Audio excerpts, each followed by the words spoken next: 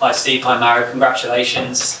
Dominant performance, Steve, a historic win. Is that as good an overall performance as you've had in your time as England head coach? Well, we spoke about this being a special place to come and play, and we then spoke about how we wanted to approach the game. And players, I wanted the players to play big, to play fast, aggressive with the ball, and that's exactly what they did, which I think shows a sign of this young team that just embraces challenges and is growing and developing fast.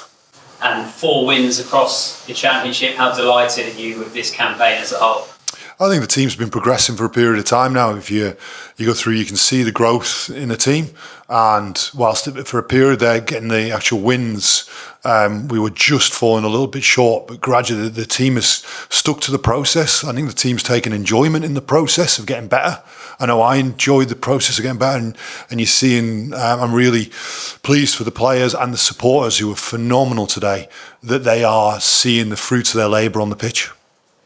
And particularly with this, finishing your Six Nations away from home, a venue that often hasn't been too easy for England to come and get results, performance that dominant, can it have a bigger effect than kind of any other win, if that makes sense for this young team? Well, the first and foremost thing is, the next thing is for these players, is hopefully lots of them will get picked for the Lions. And I think the players have probably created the good headaches for Andy. The kind of headaches as a coach you want to have of lots of players putting their hand up and showing a case of they should be on that plane for the Lions. And we as a coaching team talked about part of our role. It was Kevin Sinfield who proposed it, and he said part of our role is to get as many of these players on that plane as possible. Our job's to help them do that. So hopefully there'll be a lot of England players go heading down under in a couple of months' time on that Lions plane. And with your team selection, there was always the question of what happens if you get a second row injury, what happens if you get an injury in centre. You had both of those today. How pleased were you with the way in which the team's able to adapt? Really pleased with that preparation. That looked at those factors.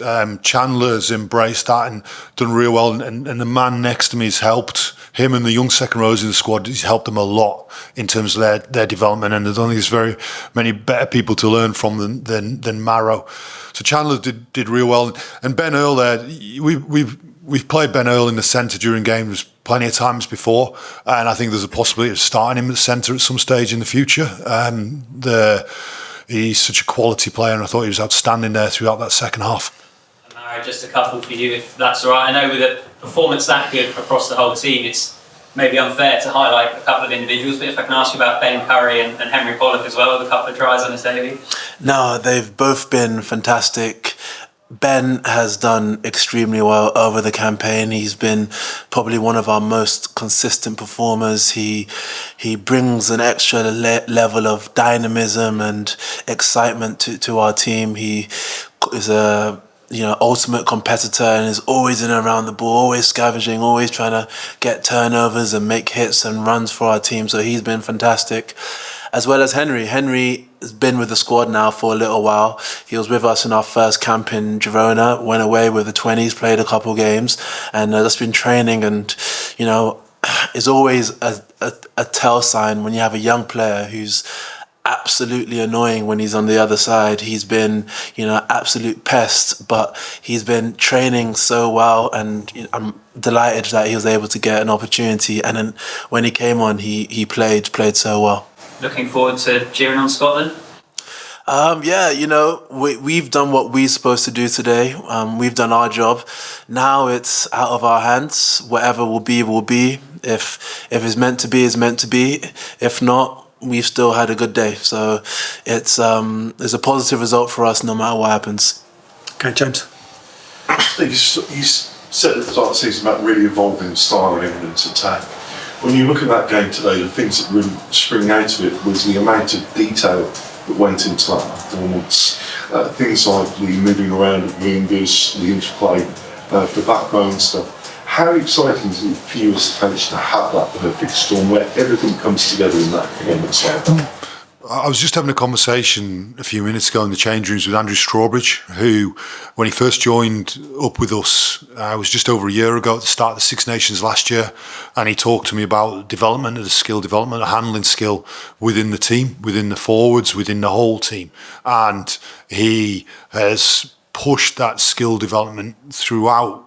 From that first day when he discussed it with me, right the way through to this week, and he's pushing me more time on that skill development.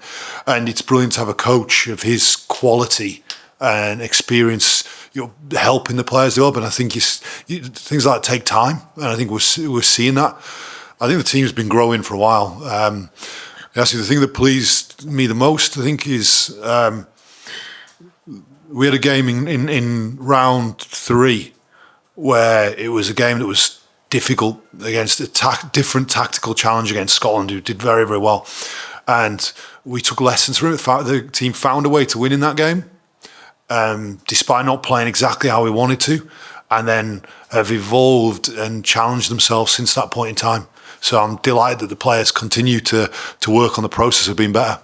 And Maro, from your perspective, when you're on top of the game like that, it's really easy to drop off. You've got that big lead and so on.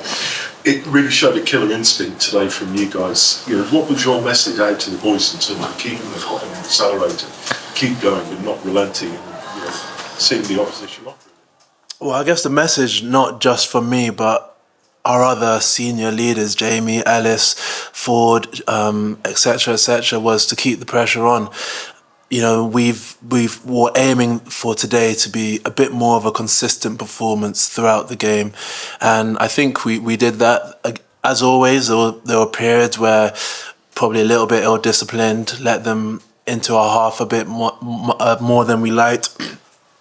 Even in the beginning of the second half, we had a period where we weren't quite firing, but then eventually our defence got us back in the game. We're able to start playing. So, that's something that we're going to have to keep building on and keep striving to get better at. And Steve, last one from me. I know there'll be a lot of talk about Backways in the press over the next couple of days. They're outstanding. But maybe word for Tom Roebuck, he just got heated into the game, especially in terms of his positional play, moving across the rings, the home side and a number of him. Yep. So Tom, for a number of weeks and a number of times, both in the autumn and particularly in this Six Nations, Tom and I have had some conversations where I've given him the news around selection, which is not the news he wanted to hear. And each time talked about the quality he brings and the strengths in his game, and the fact that we've got somebody on the right wing, Tommy Freeman, playing as well as he is, and he's just got to be ready for the opportunity.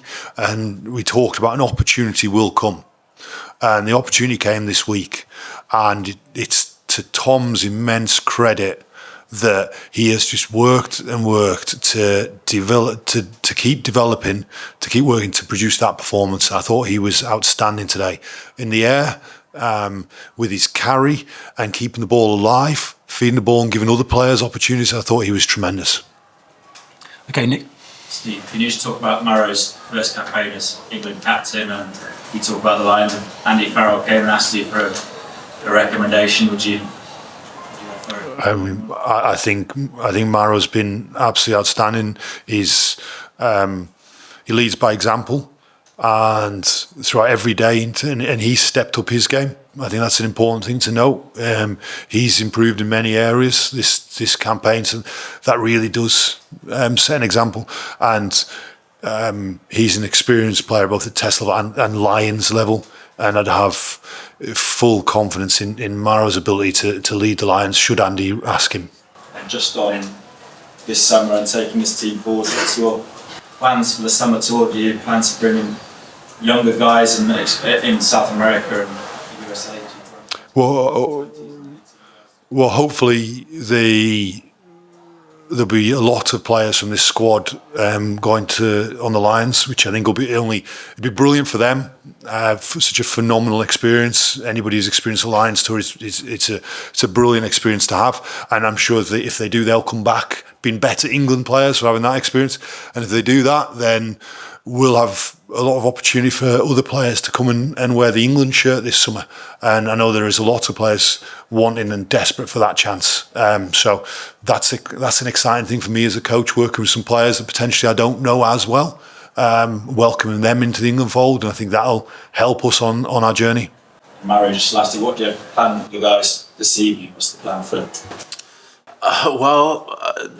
Nothing too crazy. I actually don't really know what's going on, so I imagine I've got a little bit of post-match to do now with the Wales team.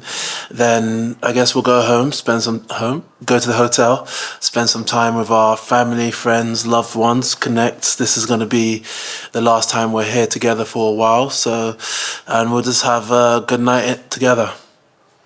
Okay, Simon, last one, mate. Steve, just on the line, I think it was 2013 where Wales had the win over England and some of those Welsh players get on the plane. Do you think we might see the reverse this time where after this result, some of these more England players get on that plane? That's completely up to Andy, as you'd expect me to say. And we set out at the start of this week was put ourselves in a position as a team to be in a position to win the tournament. And that's what we said we were going to do at the start of the tournament. That's what we kept true to that throughout. And at the same point, with each individual, push their case for selection for the dream to play for the Lions. And I think lots of players did that. I think that's the exact. I'd imagine Andy. That's exactly what he wanted. He wanted as many players playing as well at such a level. So he's got some great tough decisions to make. Thanks very much, everyone. Thank you.